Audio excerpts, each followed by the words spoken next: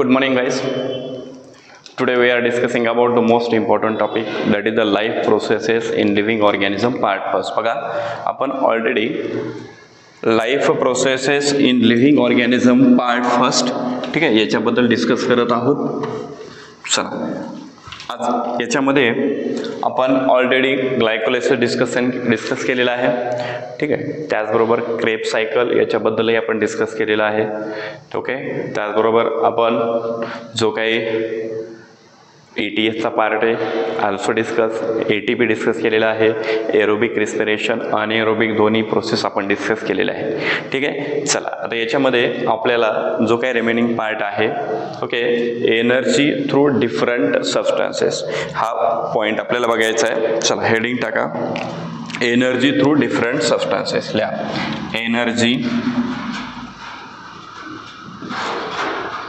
Energy from different substances ठीक आहे. चला बघा आता आपल्याला माहिती आहे जे कार्बोहायड्रेट आहे या कार्बोहायड्रेट असेल, प्रोटीन असेल, लिपिड असेल, याच्यापासून एनर्जी भेटते आपल्याला ओके. आणि याच्याबद्दलच आपल्याला डिस्कस करायचं आहे.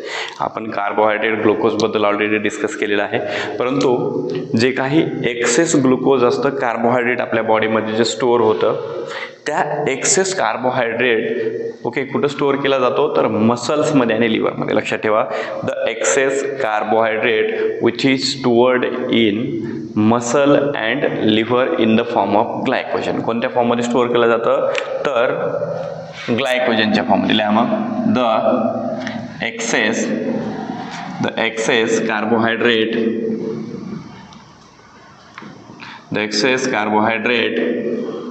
is stored in our body okay, stored in liver and muscle in the form of glycogen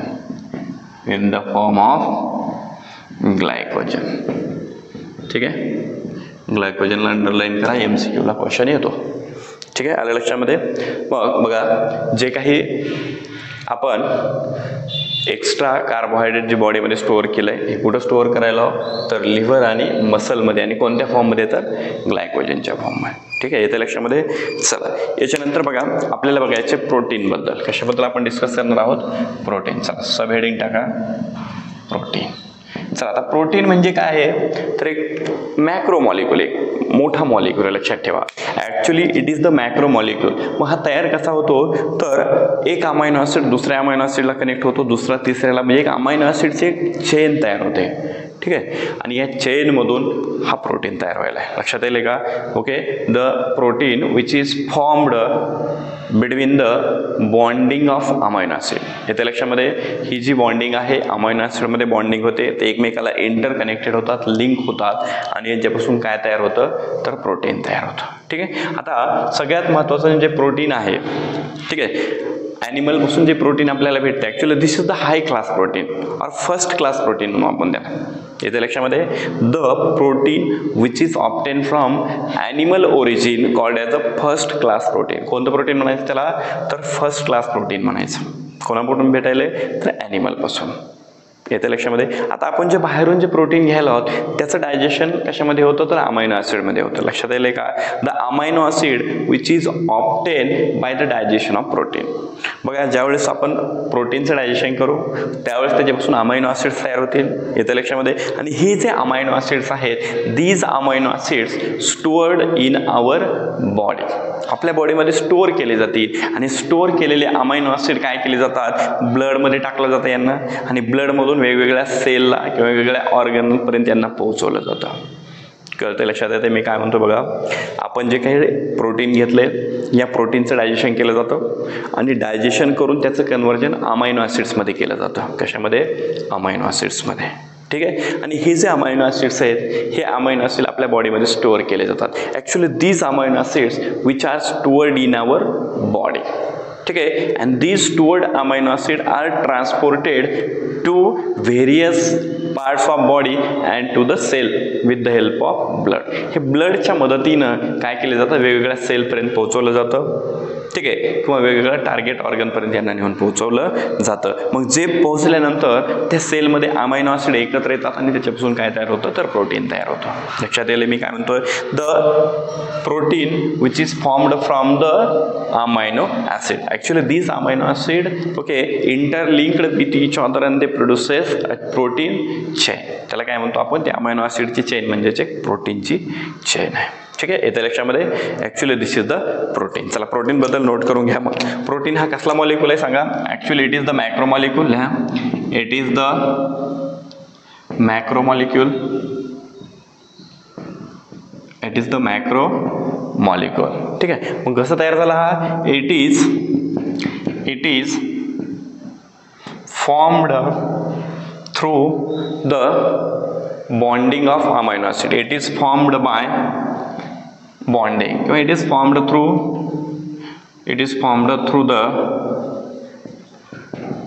the bonding of amino acids. कशातून तयार झाला, तर अमायनो ॲसिडच्या बॉन्डिंग मधून. येत्या लक्षामध्ये म्हणजे एक अमायनो ॲसिड दुसऱ्याला जॉईन झाला, दुसरा तिसऱ्याला, म्हणजे एक चेन तयार झाली यांची. ठीक आहे, ओके. आता जे ॲनिमलमध्ये जे प्रोटीन असतं त्यांना म्हणायचं first class protein. Okay, the protein which is obtain from animal called as a first class protein. मग the protein obtain from animal called as first class protein. कोणतं प्रोटीन म्हणायचं याला, first class protein, called as first class protein. ठीक आहे, चला याच्या पुढे एक लाईन द्या. ॲक्च्युली 1 ग्राम बघा, 1 ग्राम प्रोटीन किती एनर्जी देतो, 4 किलो कॅलरी. लक्षात ठेवा, 1 gram protein gives 4 kilo calorie energy. 1 gram protein तुम्हाला किती कॅलरी एनर्जी देतं, 4 किलो कॅलरी. लक्षात ठेवा, MCQ ला विचारतात त्याला. त्यानंतर बघा, आता ॲक्च्युली आपल्याला अमायनो ॲसिड कसं भेटायले, तर डायजेशन कोणाचं केलं आपण, प्रोटीनचं. Okay, the amino acids obtain, the amino acids are obtain after the digestion of protein. The amino acids are obtained after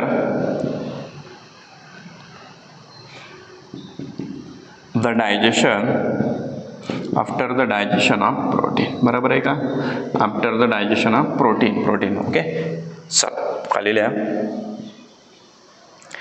These amino acids are stored in our body.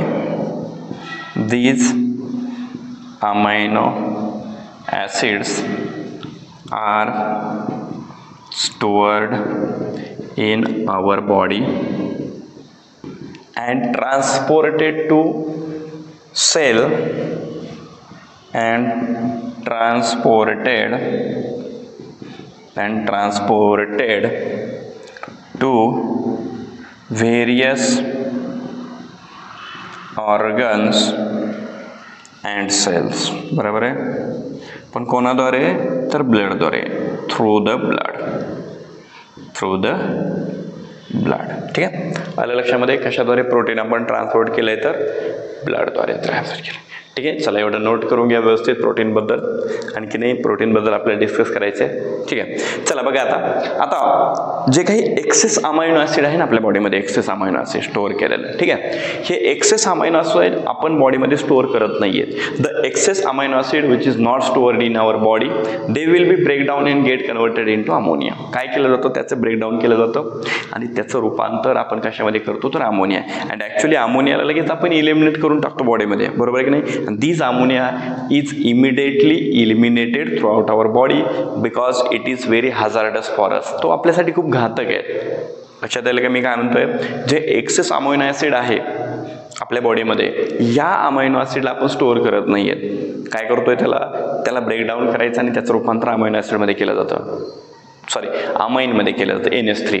आणि मग हे अमाईनमध्ये केल्यानंतर काय होतं, या अमाईनला आपल्याला व्हेरी फास्ट व्हेरी क्विक बॉडीमधून रिमूव्ह करावं लागतं. याचं कारण आहे ज्या सेलमध्ये अमाईन आहे त्या साईडच्या सेलला तो काय करतो, त्या सेलला आणि साईडच्या सेलला तो डॅमेज करतो. त्याच्यामुळे तो आपल्यासाठी घातक आहे, म्हणून क्विकली त्याला बाहेर काढलं जातं. ठीक आहे. आता बघा आपल्या बॉडीमध्ये एक्सेस प्रोटीन आहे. ठीक आहे. आणि हे एक्सेस जे प्रोटीन आहे याचं रूपांतर काय केलं जातं, कधी कधी जर व्यवस्थित प्रोटीन असेल, ते जर वापरण्याजोगे असेल तर त्याचं रूपांतर ग्लुकोजमध्ये केलं जातं. लक्षात येईल का? The excess necessary protein get converted into the glucose called as gluconeogenesis. Okay, definition विचारतात एक मार्काला.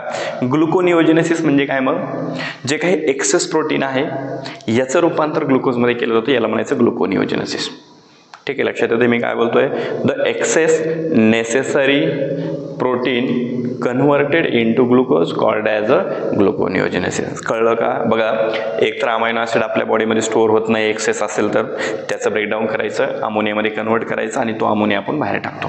ठीक आहे, चला नोट करून घ्या.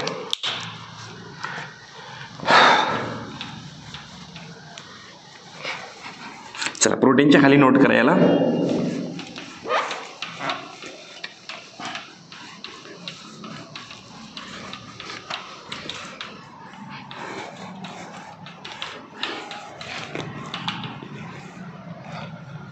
बघा आता excess amino acid excess amino acids are not stored in our body. ठीक आहे, excess amino acids are not stored in our body. Okay, they are break down and converted into ammonia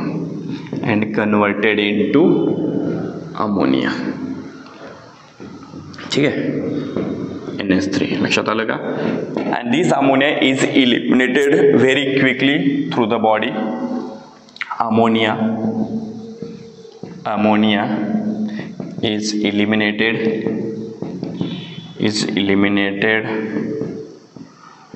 through our body very quickly, very fast म्हणून. ठीक आहे, very fast because it is hazardous or it is dangerous because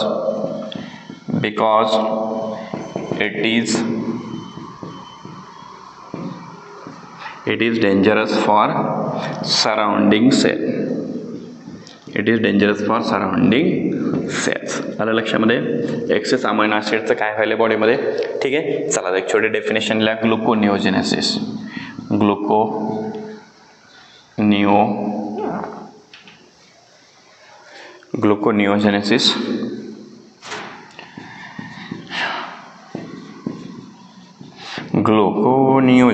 काय असतं? ग्लुकोनिओजेनेसिस सांगा बरं. आपण काय केलंय, जे काही एक्सेस नेसेसरी प्रोटीन आहे त्याचं रूपांतर ग्लुकोजमध्ये केलं. बरोबर आहे का? द एक्सेस नेसेसरी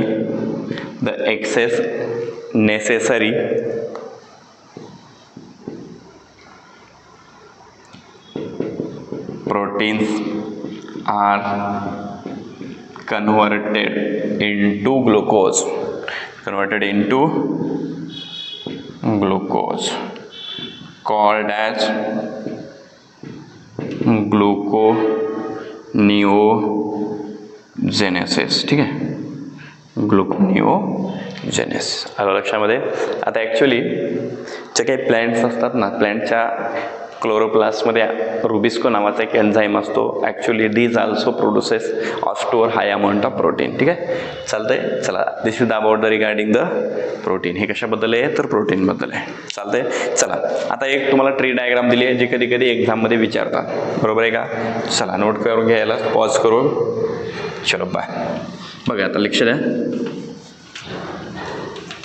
मग एक ट्री डायग्राम तुमच्या बुकमध्ये दिली आहे आणि थोडा ट्री डायग्रामवर त्यांचा एक्झाममध्ये क्वेश्चन विचारण्यावर कल जास्त असतो, त्याच्यामुळे ट्री डायग्राम सुद्धा तुम्हाला काढावी लागेल.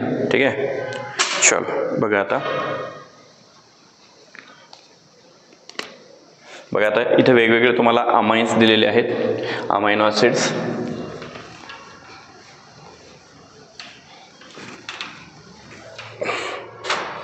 ठीक आहे,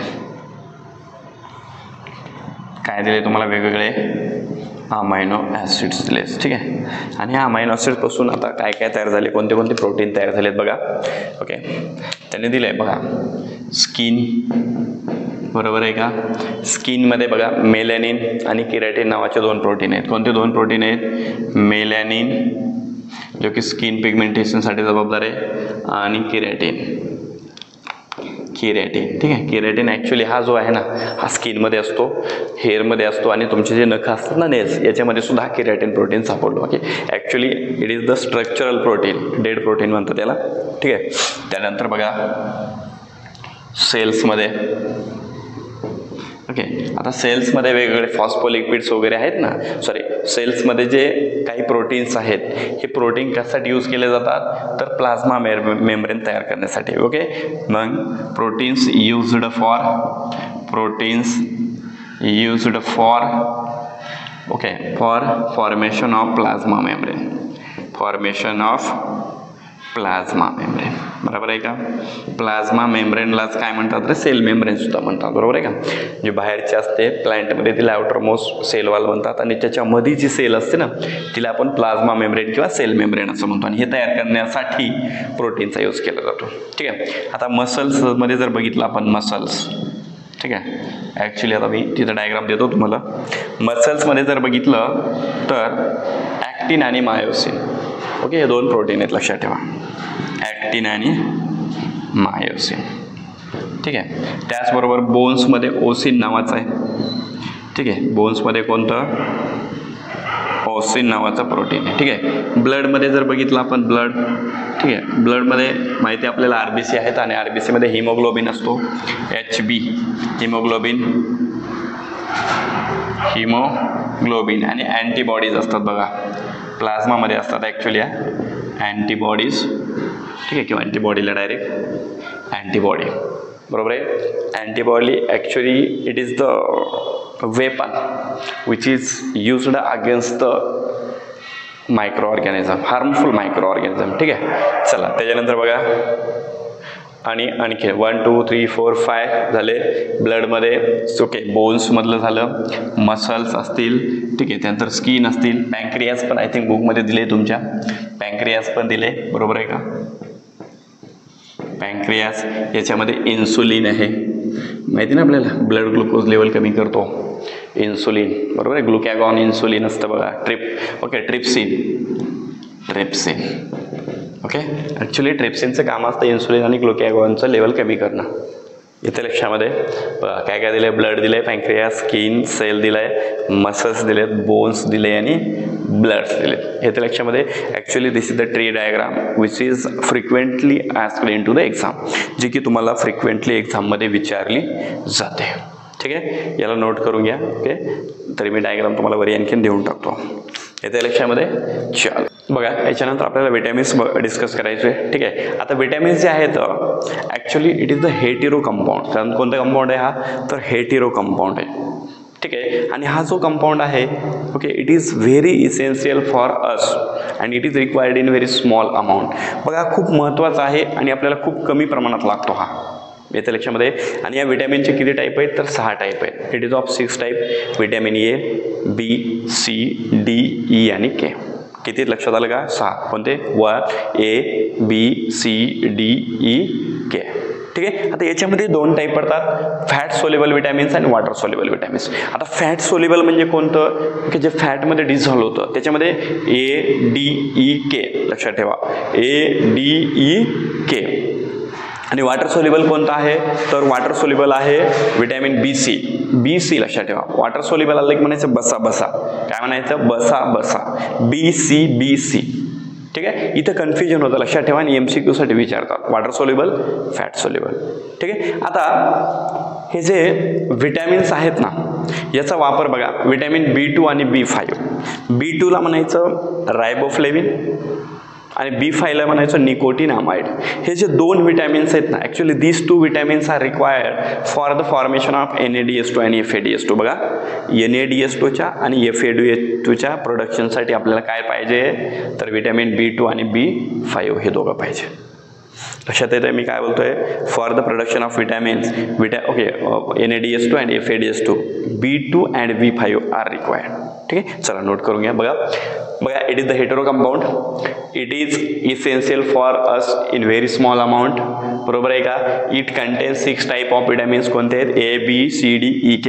विटॅमिन्स 2 टाईपचे, फॅट सोल्युबल, वॉटर सोल्युबल. ठीक आहे, ADEK फॅट सोल्युबल, BC बसा वॉटर सोल्युबल. ठीक आहे, for this production NADH2 and FADH2. Okay, for the production of NADH2 and FADH2 vitamins B2 चं नाव काय, रायबोफ्लेविन. लक्षात ठेवा, MCQला विचारतात. And vitamin B5 that is the nicotinamide which is required. ठीक आहे, actually this is the vitamins. चला आता याच्यानंतर आपल्याला बघायचं आहे लिपिड्सबद्दल. आता कशानंतर बघायचं आहे, लिपिड्स. आता लिपिड्स काय असतात काही नाही ते बघा, लक्ष द्या. ओके, आपण वेगवेगळ्या सबस्टन्सपासून एनर्जी कशी मिळते याच्याबद्दल आपण डिस्कस करायलेलो आहोत. ठीक आहे, पहिल्यांदा आपण प्रोटीन बघितलंय, विटॅमिन्स बघितलंय. आता थर्ड बघायचं आपल्याला लिपिड्स. ठीक आहे, चलो हेडिंग डाल दो लिपिड्स. चला, लिपिड्स काय आहे. ओके, चला हेडिंग टाका लिपिड्स. बघा, लक्ष द्या. आता लिपिड्स कसं तयार होतं बघा. आता ॲक्च्युली हा जो सबस्टन्स आहे ना, कसा तयार झाला, it is formed by the chemical bonding between fatty acid and alcohol. कोणापासून तयार झाला आहे, तर फॅटी ॲसिड आणि अल्कोहोल या दोघांमध्ये काय झाली, तर बॉन्डिंग झाली. आणि या दोघांमध्ये बॉन्डिंग होऊन काय तयार झालाय, तर हा लिपिड्स तयार झालाय. ठीक आहे, आता आपल्या बॉडीमध्ये आपण ज्यावेळेस लिपिडचं डायजेशन करतो त्यावेळेस त्याच्यापासून आपल्याला काय मिळतं, तर फॅटी ॲसिड आणि अल्कोहोल. काय भेटतं, फॅटी ॲसिड अँड अल्कोहोल. ठीक आहे, आणि हे फॅटी ॲसिड काय केलं जातं, आपल्या बॉडीमध्ये ॲब्सॉर्ब केलं जातं. This fatty acid absorbed in our body. आपल्या बॉडीमध्ये ॲब्सॉर्ब केलं जातं आणि हे ॲब्सॉर्ब केल्यानंतर याच्यापासून वेगवेगळे सबस्टन्सेस तयार केले जातात. जसं की बघा, फॉस्फोलिपिड नावाचं फॅटी ॲसिड आहे. याच्यापासून जी काही प्लाझ्मा मेम्ब्रेन आहे सेलची ती तयार केली जाते. बरोबर आहे. त्याचबरोबर आपल्या बॉडीमध्ये वेगवेगळे हार्मोन्स तयार होतात. ते कोणापासून, तर फॅटी ॲसिडपासून. जसं की फिमेलमध्ये इस्ट्रोजन प्रोजेस्टेरॉन असेल, मेलमध्ये अँड्रोजन टेस्टोस्टेरॉन असेल. Okay, these hormones are formed from the fatty acid. ठीक आहे, आता याचबरोबर बघा, जर आपल्या बॉडीमध्ये एक्सेस फॅटी ॲसिड स्टोअर जर झालं तर ते कुठं स्टोअर केलं जातं, तर ॲडिपोज कनेक्टिव्ह टिश्यू नावाच्या सेलमध्ये. कुठं, इन ॲडिपोज कनेक्टिव्ह टिश्यू. येत्या लक्षामध्ये. त्याचबरोबर 1 gram of lipid gives 9 kilo calorie energy. MCQ point आहे बघा, 1 gram lipid gives 9 kilo calorie energy. What is what I am saying to you. Okay, चला नोट करून घ्या. मग आता कसं तयार झालं लिपिड सांगा. It is formed by the chemical bonding between, it is formed by chemical bonding. It is formed by chemical bonding between, कोणामध्ये सांगा रे, between fatty acids and alcohols. ठीक आहे, आलं लक्षामध्ये. चला, लिपिडचं डायजेशन केल्यानंतर काय भेटतं आपल्याला, फॅटी ॲसिड आणि alcohol. Okay, after digestion, okay, lipid digestion takes place and it gives fatty acid and alcohol. Digestion of lipid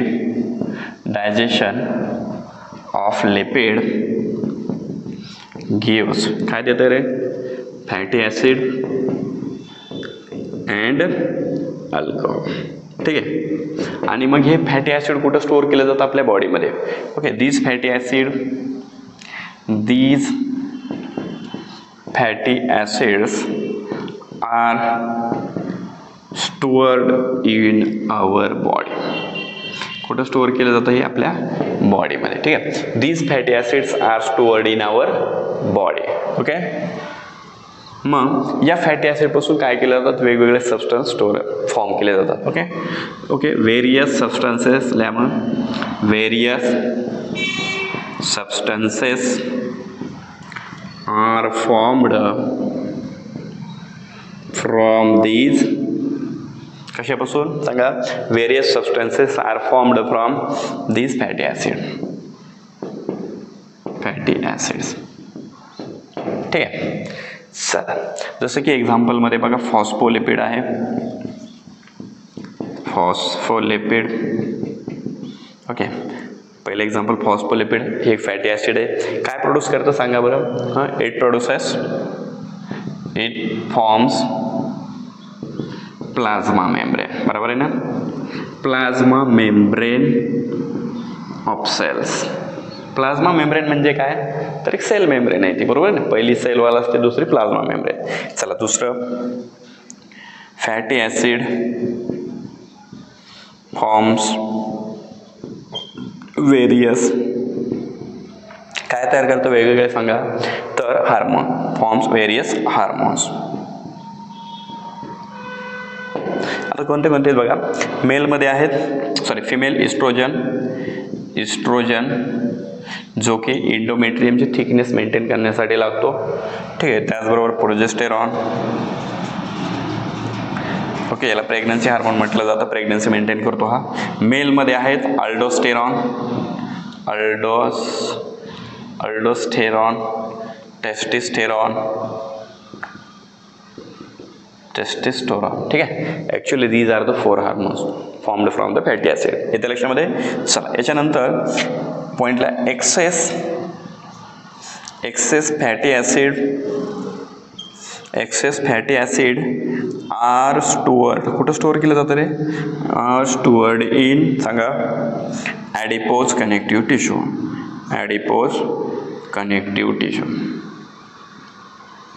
ठीक आहे. चला, याच्या खाली एक लाईन लिहून घ्या. 1 ग्राम लिपिड, किंवा इथे लिहितो मी वरी, 1 ग्राम लिपिड गिव्स किती, 9 किलो कॅलरी एनर्जी. ठीक आहे. This is the regarding of the lipid. इथं लक्षामध्ये आहे, लिपिडबद्दल व्यवस्थित नोट करून घ्या आणि अभ्यास करा. बघा, कोणाला काही डाऊट वगैरे असतील तर विचारत चला, कॉल करत चला. ठीक आहे. पण अभ्यास करा, वेळ वाया घालू नका, कारण ओके, टाईम इज द मनी. लक्षात ठेवा, खूप इम्पॉर्टंट आहे सध्याचा टाईम तुमचा. तुम्ही आता जर वेळ वाया घालवला तर याचा परिणाम तुमच्या रिझल्टवर डायरेक्ट दिसतो. ठीक आहे. चलो, बाय.